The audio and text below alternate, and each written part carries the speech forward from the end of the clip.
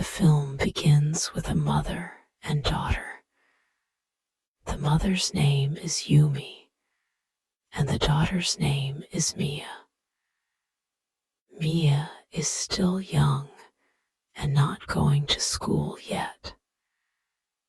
Every day, some children come to play with her. One day, when some other children come to play with Mia, Yumi remembers something. After thoroughly checking the house, she sets out. But when she returns home, she finds no children there, not even Mia. For a while, she thinks Mia might be playing with her friends or has gone to their house. But when a lot of time passes, she investigates. The children tell her that Mia has been missing for a long time. Hearing this, she becomes extremely panicked. After searching everywhere for Mia, she calls her husband and informs him that Mia is missing. By this time, the police have arrived at her house and she has filed a complaint. The police and everyone else spend the entire day trying to find Mia, but she is nowhere to be found. Everyone returns home exhausted. At night, when Yumi goes to the washing machine to put away the dirty clothes, she cries out loud. Her daughter Mia was trapped inside the machine and suffocated to death. This was a huge loss for Yumi. A year passes, and we see that Yumi still hasn't recovered from the trauma.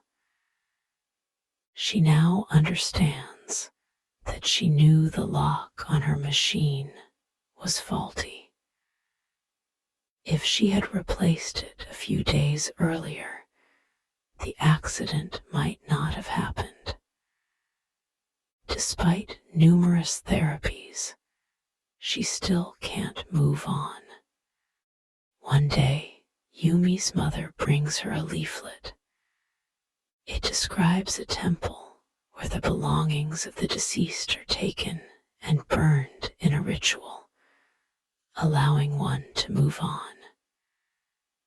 Yumi's mother wants her to visit that temple. Yumi, too, is lost in thought. But suddenly, the pamphlet falls from Yumi's hand.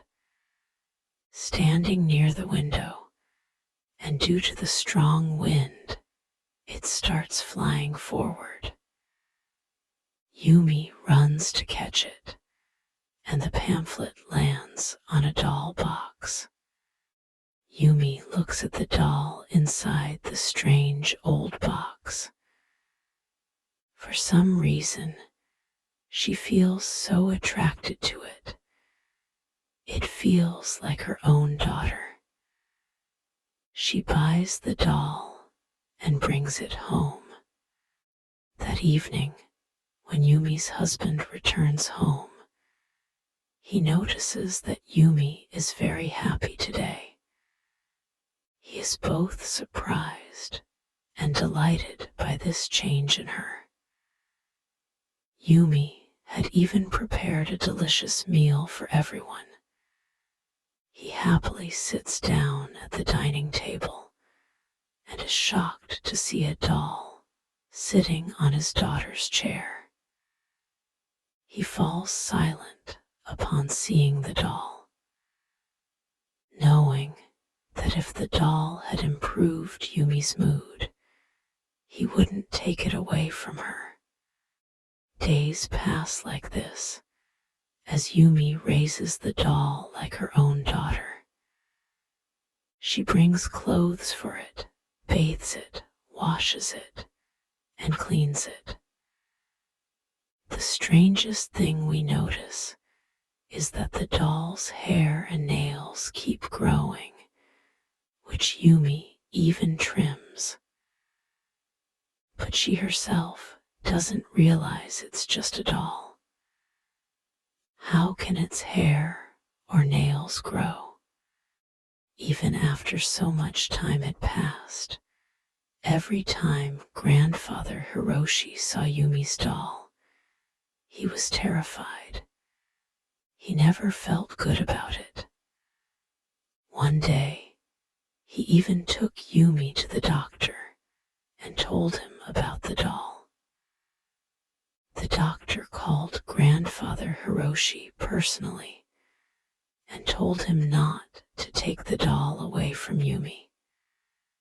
She was treating the doll like a child, just as people often raise pets like their children and move on.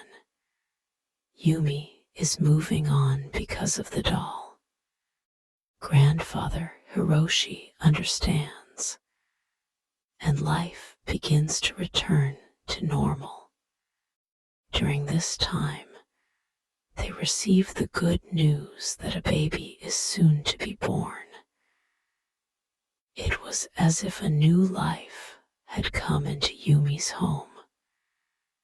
She began to live again. Some time passed, and they had another daughter, completing their family. They named her the same name as their first daughter, Mai.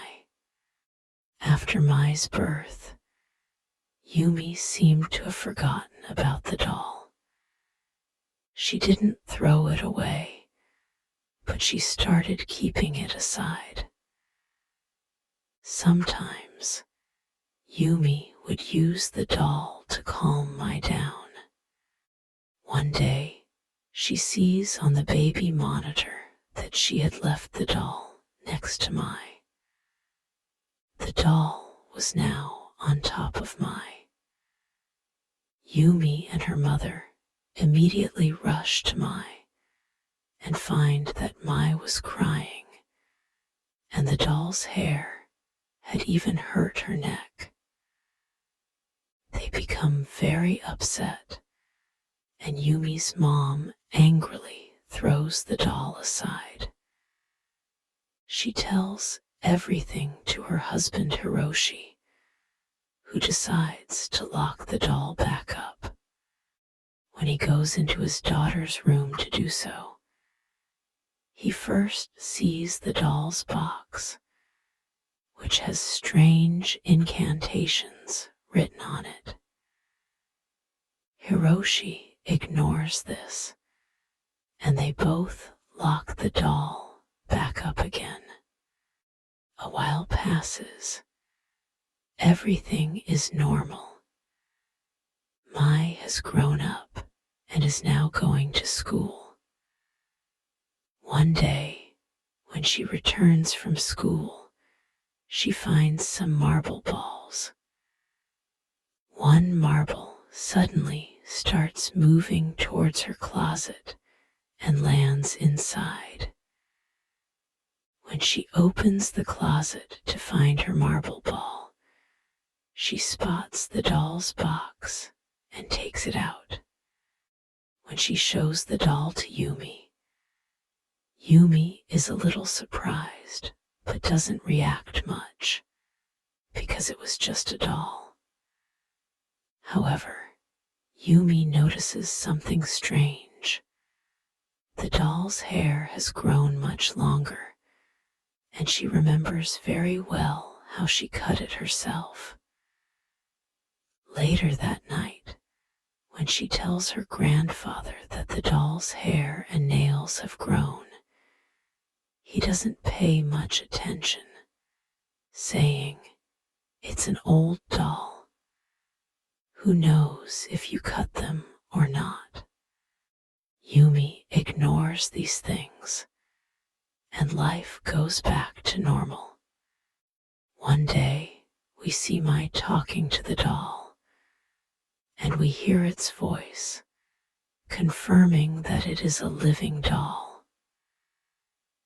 Similarly, one night, Mai becomes afraid of the doll, and she comes to sleep with Yumi, telling her that she doesn't know why, but she's afraid of the doll. Yumi still doesn't pay much attention to her daughter's words. The next day, one of Mai's friends and her mother come to Yumi's house. The two children go into the room and start playing with the doll, when suddenly the other girl starts crying loudly. When the two women go into the room and check, they discover that the new girl had bite marks on her hand. Mai and the girl tell them that the doll had done it. The doll had bitten the girl, but they both refuse to believe this, and Yumi thinks it must have been Mai who was lying out of fear and blaming the doll. Anyway, she apologizes to the other child's mother, and they leave. Then, while working at night, Yumi goes into Mai's room and sees that Mai was wearing a paper bag over her face. Ignoring this, she begins to notice how messed up Mai's clothes are. As she began tidying up the room, she became furious because Mai had cut out all the pictures of her eldest daughter. She had ruined many family photos, and this enraged Yumi. To scold Mai, she lifted the paper bag from Mai's head and saw that she was sitting there with Mai following behind. This was the second incident of the day. Yumi ignored it for the time being. The next day, Yumi received a call from school. Mai's drawing teacher had urgently summoned her because Mai had drawn a mother and daughter from a noose, a very disturbing drawing. How could a child's thoughts be so disturbing? This disturbed even Yumi. Mai had also made another drawing in which a girl was walking on water. This time, Yumi understood that everything was happening because of the doll, but she still refused to talk to anyone and went to sleep. At night, Mai came to her again in fear. As Yumi began to fondle her, she realized it wasn't Mai. When she looked at her lap, she saw the doll. She screamed loudly, and Grandfather Hiroshi woke up. Grandfather Hiroshi comforted her and put her to sleep. No one listened to her, but Yumi had now decided that she would tell Grandfather Hiroshi the truth about the doll in the morning. But Grandfather Hiroshi had already left the house early in the morning. Yumi, enraged, threw the doll into a bag and put it in the garbage. Afterward, she returned home to cook dinner. Suddenly, she heard the main door open. When she goes to check, she finds the doll sitting at the door with a paper bag over its head. Enraged, Yumi begins hitting the doll's head with the rolling pin she's holding. She nearly crushes it completely. But then, the next moment, she sees the doll sitting on Mai's bed, and the person she had killed was none other than her own daughter, Mai. Seeing this, she screams loudly and regains consciousness. It was all just a nightmare, perhaps shown to her by the doll itself. As soon as she regained consciousness, the doorbell rang. This time, when Yumi went to check, the doll was indeed outside the door, and the municipal workers had put it back with a note, as such large scrap was prohibited. Yumi becomes enraged and takes the doll downstairs, hands it to the garbage collectors, and after speaking with them, she puts the doll into the municipal truck. The men agree, and Yumi relaxes and returns home. She was doing her routine chores when she suddenly heard a noise outside. When she went outside and saw the reason, she was completely devastated. The man she had given the doll to was crushed to death inside his own garbage truck. A death so horrific that no one could even look at it. Yumi was devastated because she realized that the doll had done all this.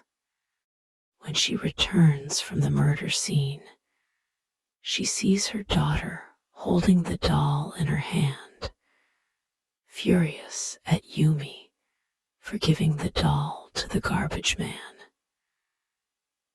Yumi also doesn't understand who told her daughter Mai these things.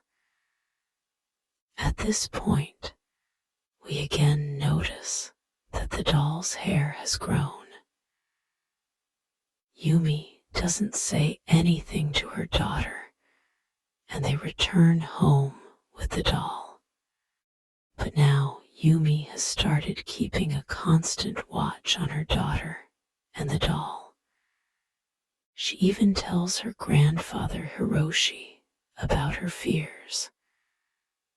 But when the grandfather doesn't believe her, Yumi shows him the baby monitor.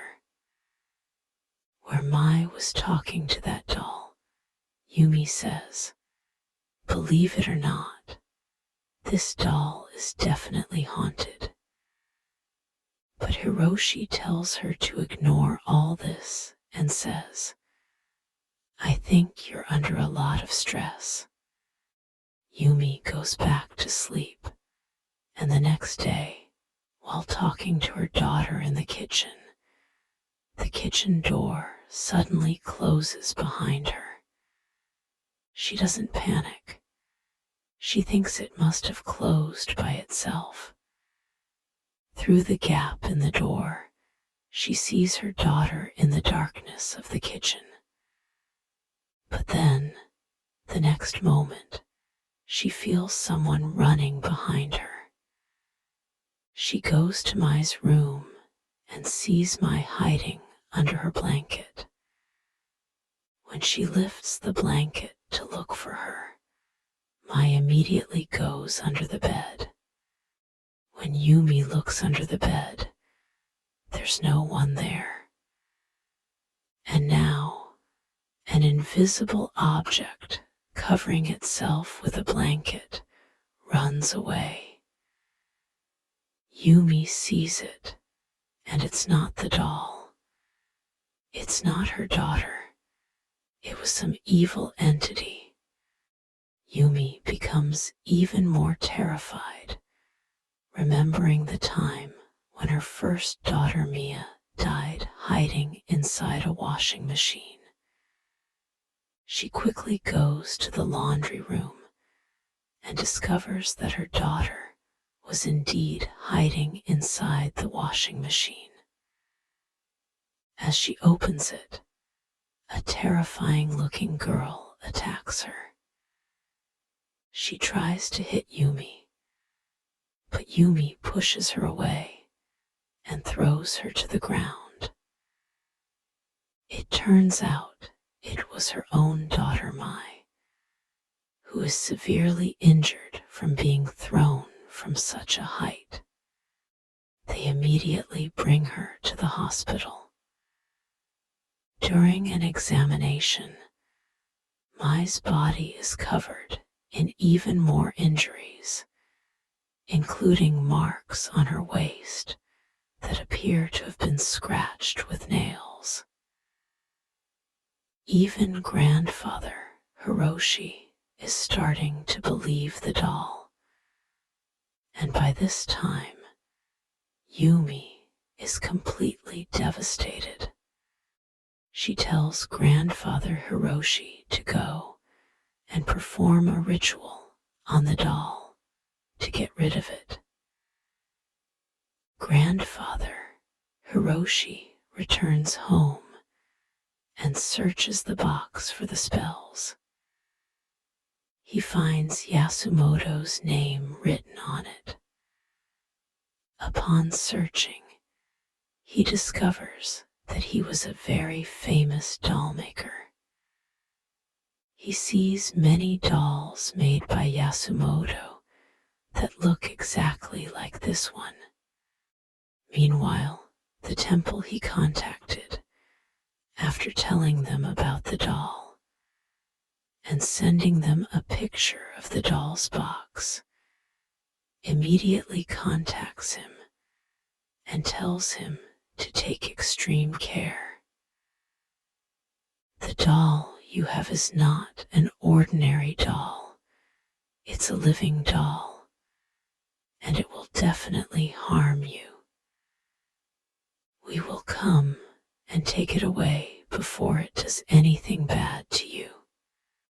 Grandfather Hiroshi, who had never known about such things, is confused about what living dolls are. He searches for them on YouTube and finds a story about a group of people who went to Yasumoto's village to learn the truth about the living dolls.